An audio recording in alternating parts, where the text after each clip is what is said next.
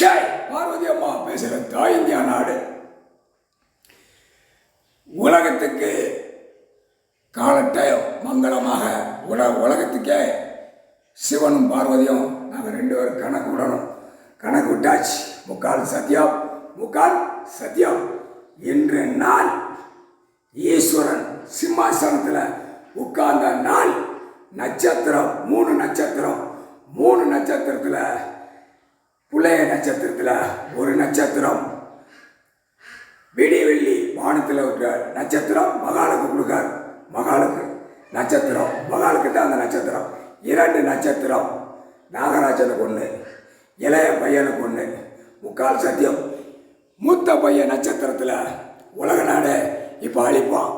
கைலாசத்தில் வந்தவனை சோழி முடிச்சிருவான். குடும்பமே அவன் எப்படி நாக்க இழுத்து போறான் வாரான். நாகராஜன் நாகத்துக்குள்ள சம்பந்தப்பட்ட மாதிரி இந்த கைலாசத்தில் வந்தவன் போனவன் ஆனவன் இதே மாதிரி அவன் குடும்பம் நாக்க நீட்டி தத்தளிச்சு குளோஸ் பண்ணிடுவார். முக்கால் சத்தியம்.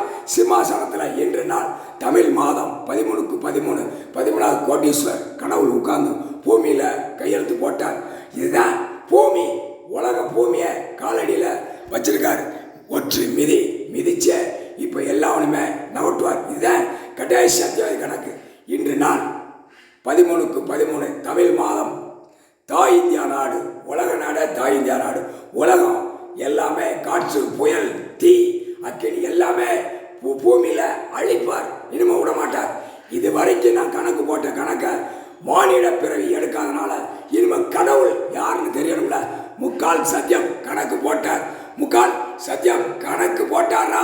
நட்சத்திரம் பொம்பளை பிள்ளைக்கு ஒரு நட்சத்திரம், மூத்தவனுக்கு ஒரு நட்சத்திரம், இளைய பையன் பூஜ்யவன் தானே தாய் தப்பன இவனுக்கு ஒரு நட்சத்திரம். முக்கால் சத்தியம். நீதி, நியாயம், தர்மம் 3 கொடுத்தார். 3மே மானிட பிறவி பூமி அழிச்சு வச்சிருக்க. முக்கால் சத்தியம்.